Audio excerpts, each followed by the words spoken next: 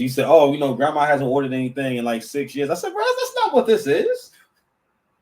It's a shakedown." I'm gonna see what you standing up for. I don't know. I don't like people standing over me.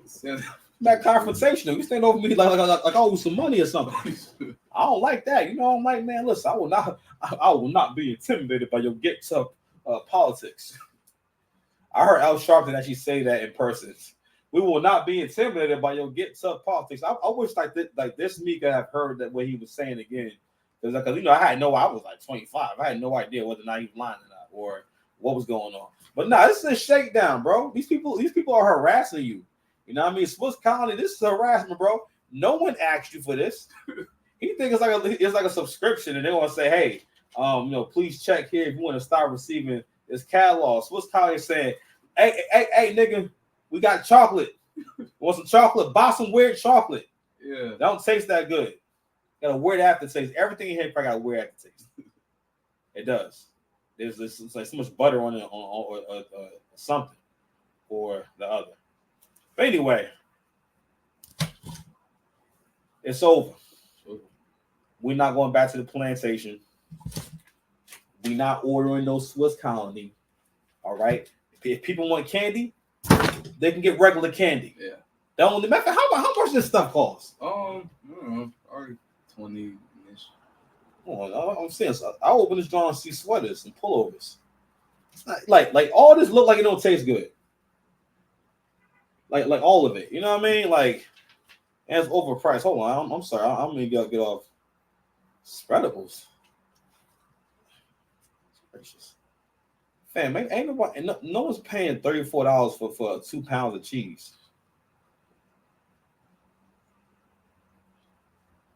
Yeah, I'm good, man. Oh, man. You're done. With the colony. They're done. Finito in the sun. Okay. That dude I'll be listening. So yo, he not rocking with y'all at all. I mean, but when I listen to him,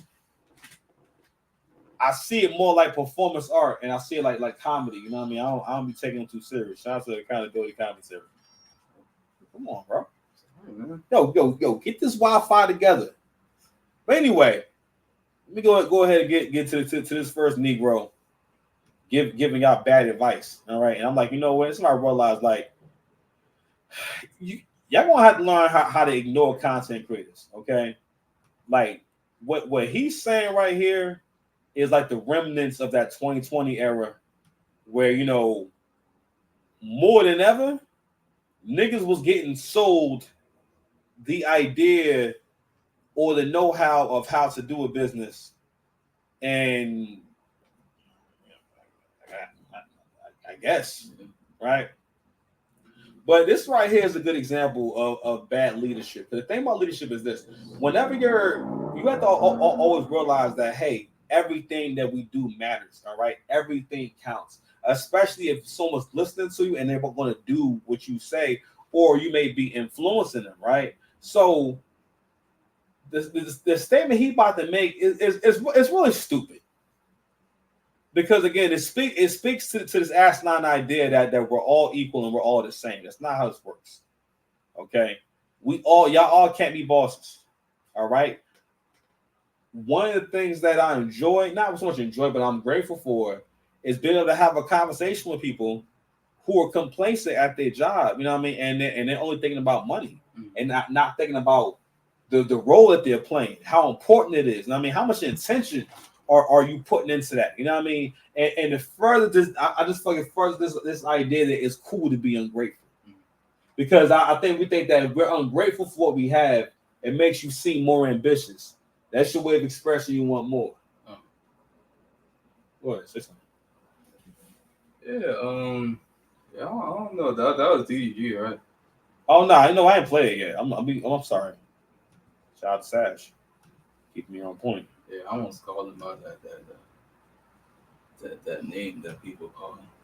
What's the name people call him? Doo-doo garbage. Because of his music and stuff. Should only be Probably used. call him doo-doo garbage. But Hold on. Wasn't this the nigga that was like talking in a different voice like Matt Long? Yeah, no, he always like does this thing where he's like, this is my real voice, and I choose to speak in a higher voice because I forgot what his reasoning was for it, but it was just who are these niggas? This is a YouTuber that who are these niggas, man? For a little bit, and I think he did a boxing match. No, I don't like literally mean who are these niggas, but who are these niggas? We need to get away from these niggas. I'm sorry, I still ain't letting them rock out. My bad. We 13 minutes in. We cook and relax. To fund your own business. Like, I don't think nobody should ever get a job and say, I'm gonna be the 10-year best employee of the year. Like, nobody should ever think that, because if you ever late too many times, they're gonna get rid of you. They don't care. You heard him making a statement, right? He said no one should ever strive. He said no one should ever strive to do good at their job. No one should ever feel like, man, I'm happy to have what I have, so therefore I want to show up. I want to be an example. I want to, these people are giving me a living. I'm like, fam, your job is literally how you eat. Yeah. It literally puts a roof over your head. Like, if you watch your job, like, let me tell you something. If I was like Thanos and I snapped my fingers and I took our jobs away, listen, it would get animalistic and just prostitution somewhere mixed in it. Animalistic and prostitution is gonna go all the way up in an environment like that. So it already is. Yeah. You know what I'm saying? People trying to make it look sexy and whatnot, but OnlyFans, it signifies and what symbolizes. I don't know what symbolizes. Like, you get what I'm trying to say, right? But that marks the beginning of women starting to realize, like, it's tight out here because you got regular people, and also it really speaks to the long-term thinking. A lot of people became porn stars on their own. Like, no one trafficked them into it. There was no one who stuffed them. They wasn't walking home from associate school, from a community college, and got stuffed in a van, and now they was made to go do OnlyFans. No, a lot of people with kids, will say, you know what? That seems like that's where I need to be at. That's why I need to be putting time into. And a lot of y'all ain't got no subscribers. Yeah, man. And, Belle Delphine. What you say? Playing Belle Delphine. What is that? So basically, this is white girl. A while back ago, I think in like 2017 or so, she was getting a lot of attention, and she first she sold her bathwater. Made money off of that. I don't think it was real, but she claimed that she was like, gonna sell her fans her bathwater because people were asking for it. And then she said that she was gonna become a porn star or whatever. She also like pumped it, just didn't do it. And then eventually when she did do it, she made a bunch of money and was like everywhere for a while. It's crazy. I never heard of this person. Oh, really? See how big the world is becoming. But anywho, but I'm just saying. So I think, people, so of course when you read the comment section, some people agree, some people don't agree. But again, I have to go over, like, in my experience, right? When I've been around people when this subject comes up, but I'll speak to my experience, right? So I had an agency where I worked with people who had special needs, and I was a provider for the state of New Jersey. And I serviced, a lot of New Jersey, right? Doing in-person services and case management, right? So I decided that I wanted to start over and do another agency. So I closed the first one, and I decided to go ahead and get my previous job back, because I knew that because like, for one, with what I was doing, I was still working hourly. I was getting paid. It was still hourly pay and everything. So it was still the same as having a job. So I'm like, all right, well, if I know how to manage this now, and if I just go ahead and start over, because I was in a position because I could start over. I didn't really have any clients like that, so I was in a position to start over. So I said, all right, well, let me go ahead and do this again, like, and now I know how to do everything, and how to stay pretty much in 100% compliance. If I was to do it now, my compliance rate would be like at 105. I probably wouldn't go through anything that I went through the first time, mostly because I was by myself. But what my point being is, you gotta understand that all that money is green. all money works the same way. People mostly want to have a business so they can make more money or have more control over what they can earn. Yeah. But what's not, it's almost kind of wicked. It's thinking that you're more interesting, or because again, people say most things to make themselves feel good or make themselves seem as though they have more value than they actually do. I think more than ever, pardon me, people feel pressured to express themselves in a way that says that I have more, I have a lot of value, or I have value and whatnot.